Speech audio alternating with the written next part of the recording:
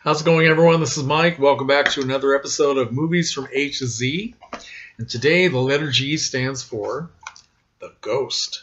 Ooh, The Ghost, an Italian horror film made in 1963, directed by Riccardo Freda under his usual English pseudonym, didn't say that very well, did I? Pseudonym Robert Hampton. Okay, now I have two copies of this. This comes from Alpha Video, and this comes from Retro Media, which is a double bill with a film called Dead Eyes of London, starring Klaus Kinski. I don't think I've watched that one. Anyway, The Ghost, starring, of course, beautiful Barbara Steele, gives me a great chance to talk about my favorite actress. Barbara Steele made a film with Riccardo Freda the year before called The Terrible Secret of Dr. Hitchcock, a film that has more alternate titles than there are letters in the alphabet, usually known in this country as The Horrible Dr. Hitchcock.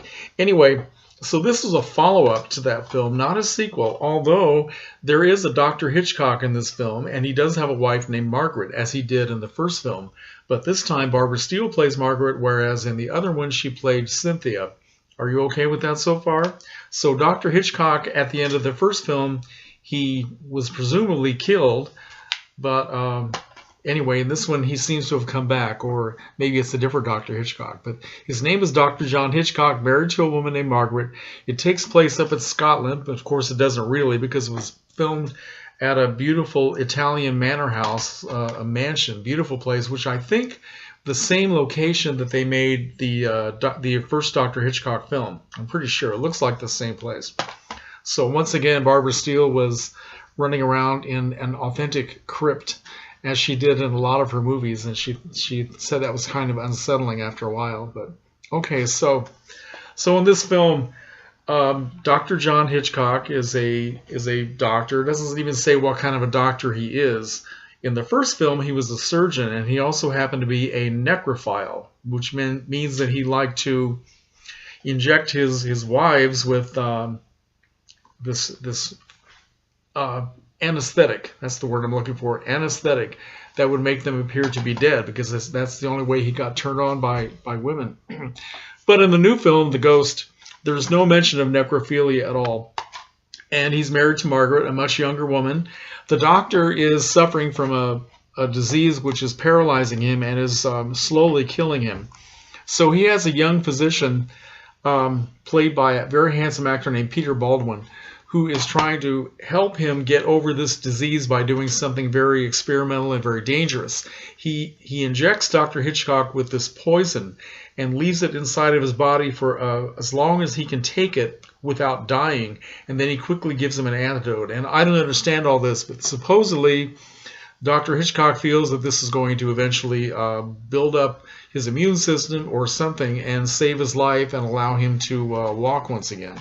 So anyway, that's the gist of the story. He's married to this beautiful young woman, and she is helping to take care of him. They live in this very creepy mansion with the housekeeper from hell, played by Harriet White, who also played in Dr. Hitchcock, The Horrible Dr. Hitchcock. Although in that film her name was Martha, and this one her name is Catherine. But it's pretty much the same situation, where she and the young wife are kind of at odds with each other. So poor Margaret is suffering terribly by being stuck in this unhappy situation, and she conspires with the young doctor. Turns out the two of them are having an affair, and she convinces him to take Dr. Hitchcock's life so that the two of them can be together. So that's all I'm going to tell you. So what you have here is a sticky situation between a man and a woman. This man is supposed to be loyal to the doctor. He actually cares about him very much. But he also is in love with the young wife. So what does he do? What happens? Well, I'm not going to tell you, because I want you to watch this. This is one of the best examples of Italian Gothic horror of the 1960s. And it's in color, as was the original Dr. Hitchcock film. And it uses not only the same location, but it uses some of the same music as in the original film. But it's really very different. Barbara Steele in this one, she plays a very complicated character. It gives her a very good chance to do some serious acting, as she runs away with it. She's very, very good.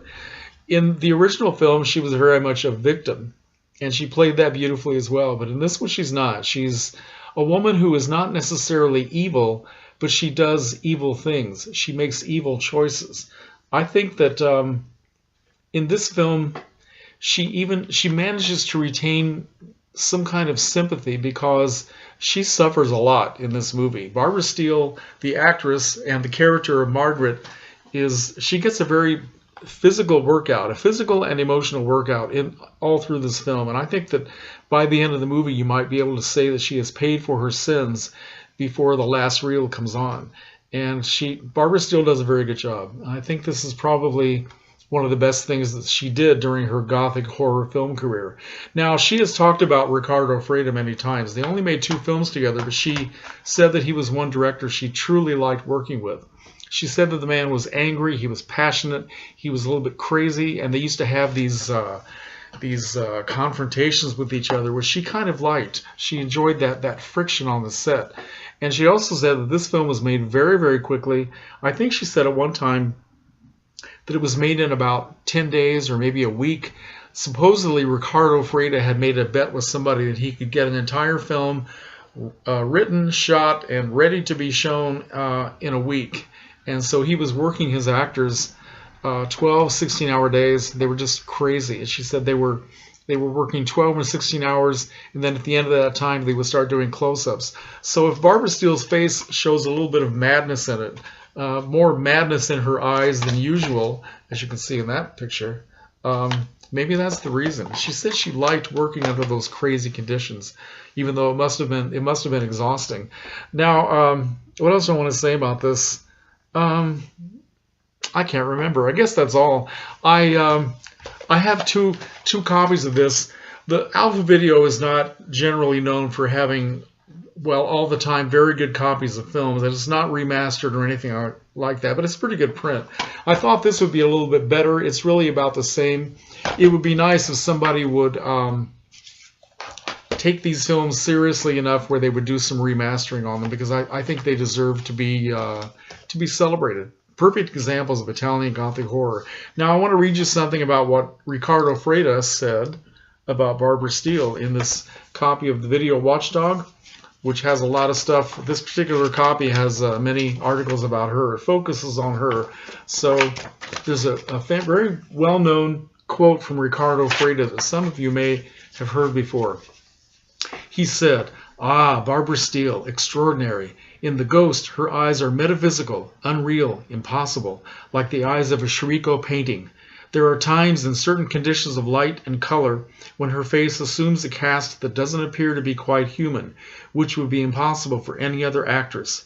In The Ghost, her role was extremely demanding. Dramatic scenes, love scenes, scenes of anger, even a scene in which her anger results in the murder of her lover. In the final hallucinatory scene, she is reduced to a monster, paralyzed by a poison administered by a husband she thought was dead, and sitting powerless before him, she descends into madness." Ooh, what do you think of that? So I also have something else to show you. This is an original lobby card from The Ghost, which I'm very happy to have. The Ghost is beautiful to look at. Like I said, the cinematography, the imagery is gorgeous. And Freda was every bit as talented as Mario Bava in being able to use color in a mysterious way, like most people can use black and white. They could use color as if it were a black and white film, and it's beautiful to look at. And I'm babbling. 9 minutes is enough. So, all right, tell me what you think of The Ghost if you've seen it, and if you haven't seen it, why not? I think you should. So, anyway, comments are welcome. Thanks for watching.